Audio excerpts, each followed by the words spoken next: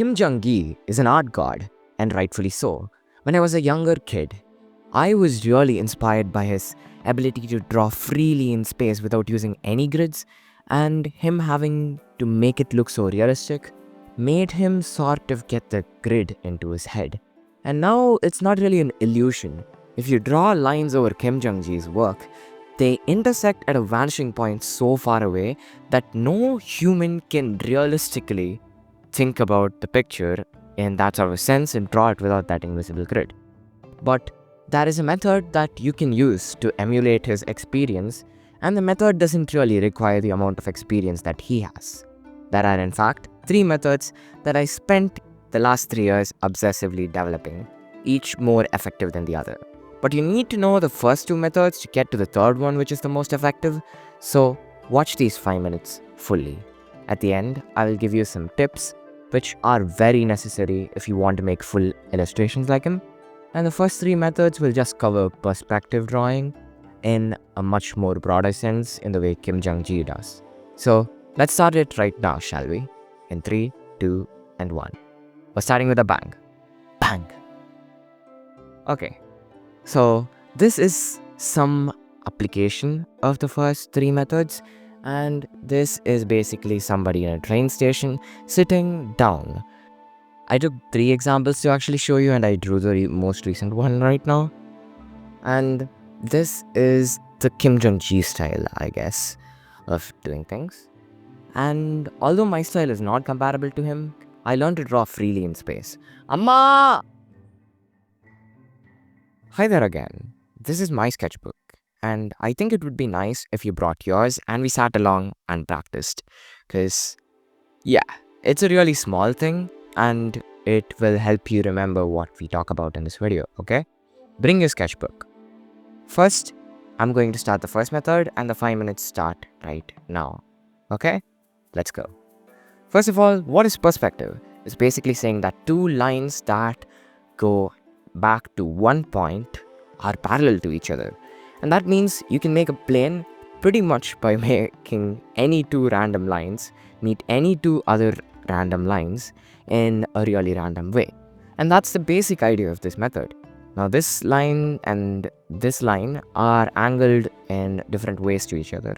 And what I'm trying to do here is I'm going to split this area by taking the half of this and taking the half of that, and we connect these 2. And voila, that's how we get our first plane, and we keep splitting this. And this method is very mathematical, and I don't really enjoy using it a lot, but sometimes it's necessary if you want pinpoint precision. Right now, I'm going to turn this into a mat for the purposes of picnics. And right now, as you can see, this plane over here is tinier than this plane over here. And that's how things are supposed to be in the perspective grid, right? And that is how things are in the perspective grid that we made here. So this box, this box, this box, this box, all of these boxes are equal in a way, because we sort of split space. If you want to take a second, go back there and start watching this video from the start again, and you'll understand it pretty easily. So that's for the first method. You just make a random plane and you keep splitting it into how many ever pieces you want.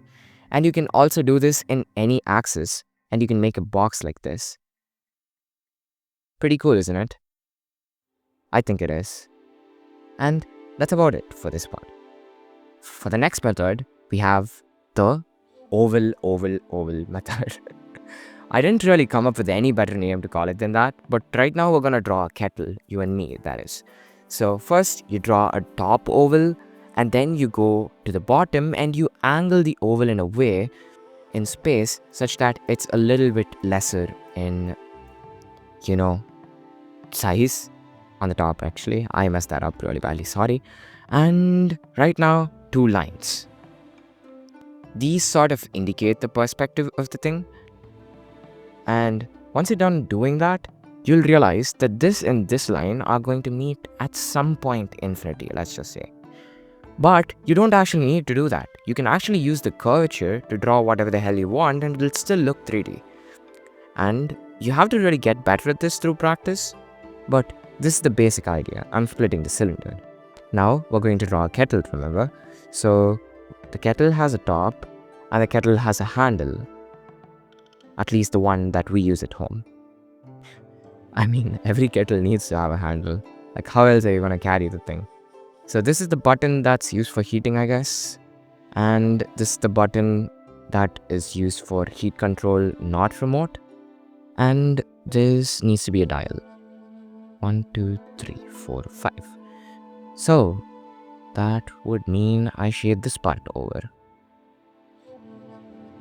That's one ugly kettle, but that's a kettle. And that is basically another way of doing things. I can even show you by drawing a face, but that would exhaust me of my third minute. Less 3D.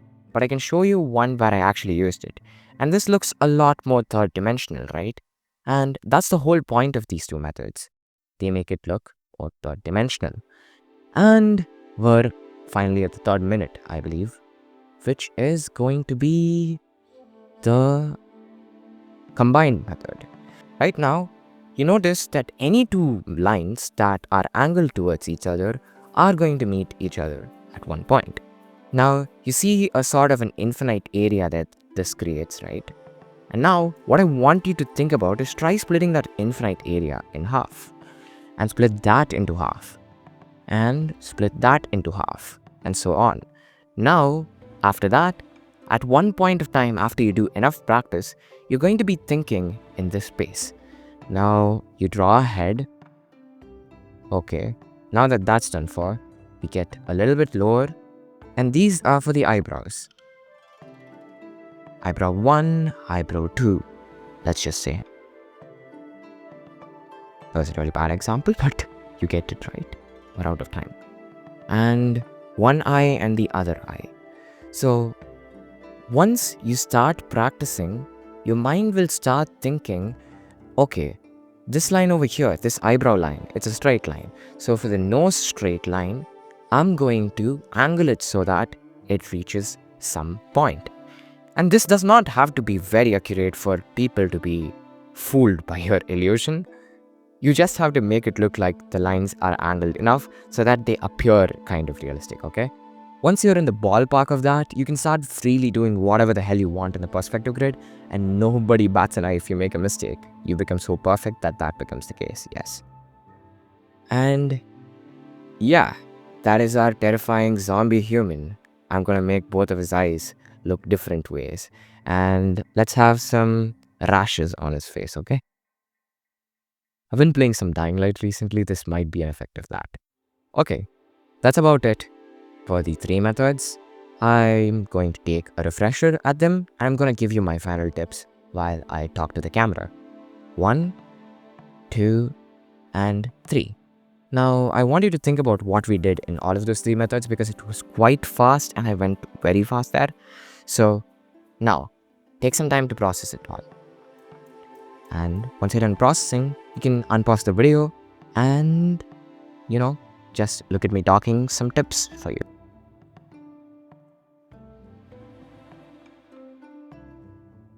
And that was mostly it. This video did not take me 5 minutes to make. Instead, it took me 7 or 8 minutes. So, I think I reflected that in the title to represent the change.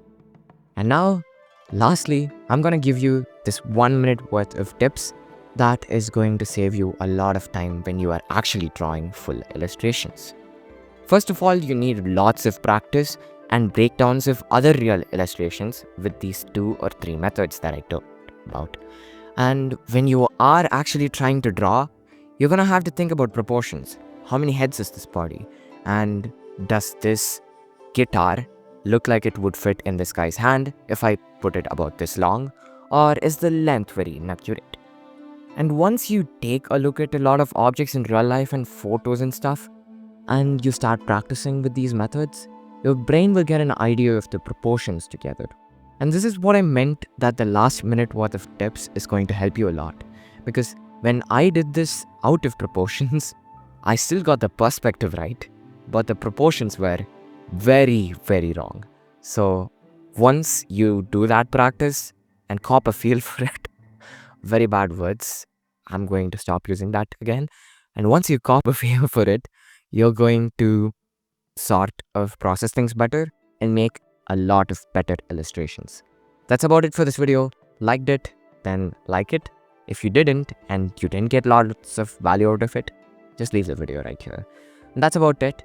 My name is Monish. Channel's name's Monster. If you want to help this channel reach more people and help more people draw like Kim Jung Gi, sure. Yeah, share this video with them. And that's about it. Again, thank you for watching. Goodbye, brother. I'll be back with another. Boom.